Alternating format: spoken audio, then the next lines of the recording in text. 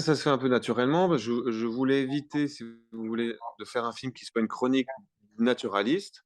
Où en fait, tout ce qui arriverait, arriverait comme un peu dans la vie. Je voulais vraiment précisément faire un film dit de spectacle, au sens où j'empruntais des formes qui n'appartiennent qu'au cinéma, ou en tout cas qui appartiennent au cinéma populaire, comme le film le polar, ou la comédie romantique, ou le film sentimental, ou même la comédie parfois même de boulevard. Et pour ça, bah, généralement, j'aime bien conjuguer un peu des atmosphères qui sont idéalisées.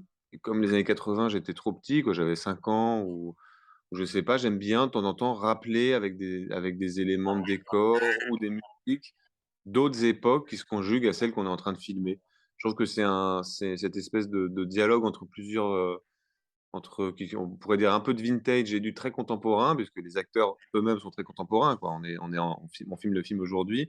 Ça fonctionne bien pour le type de cinéma que j'aime, à savoir un cinéma qui est de fantaisie et de conte presque, enfin qui a cette forme-là, qui la base, qui est vraiment de vouloir s'échapper du naturalisme.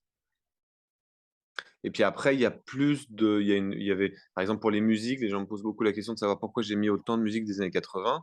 Bon, parce que je suis très friand, moi, de la variété française, et que j'avais très à cœur que le film soit plein de chansons françaises, parce que justement, j'utilisais un genre qui est le polar, qui est très utilisé dans les films américains, et je voulais absolument pas, à un moment donné, prendre le risque de faire le film français qui veut ressembler au film américain.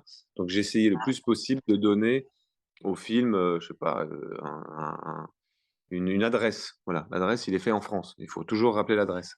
Il faut même se protéger un peu faut se protéger même des films américains qu'on a aimés, parce que c'est une énorme industrie, qu'ils ont fait beaucoup de films qu'on a aimés. Je trouve qu'il faut toujours, par exemple, quand je vais en Italie et que je vois un film italien où la bande sonore ne sont que des musiques américaines, j'ai tout de suite une déception.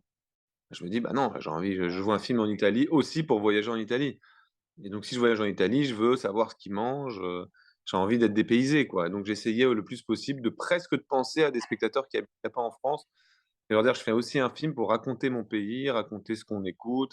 Alors là, c'est plutôt la musique de variété des années 80, c'est plutôt ce que le personnage de la mère écoute, puisque selon moi, la mère, c'est quelqu'un qui n'a pas renoncer à son enthousiasme, à son optimisme, et est là depuis qu'elle a 15 ans, aussi son rapport à l'amour, et que toutes ces musiques de variété sont les musiques qu'elle écoutait probablement à 20 ans et qu'elle n'ont donc jamais cessé d'écouter. J'aimais bien que le film baigne dans cette atmosphère-là des années 80.